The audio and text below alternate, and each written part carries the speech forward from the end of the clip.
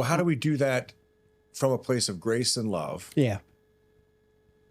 that doesn't turn into the accusatory aggressor? Right. Right. That we so often, because I think the problem with men is we don't know how to regulate our emotions.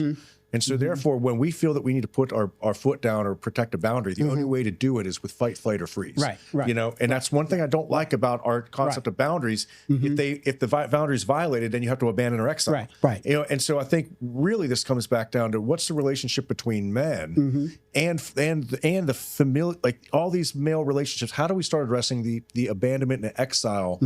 I've got friends right now that exactly what you talked about. It might not have been me being abusive. Right.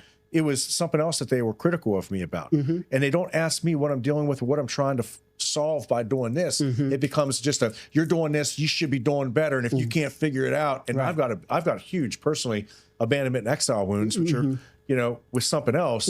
However, then what really then I get put in fear and already in there of I'm getting ready to be abandoned and exiled like always. Yeah. And then boom, then they stop talking. I get ghosted, and no one tells me exactly what it was. Right. We're unclear to the person. Say this is exactly what it is, and what they try to do then is impart intent and thought.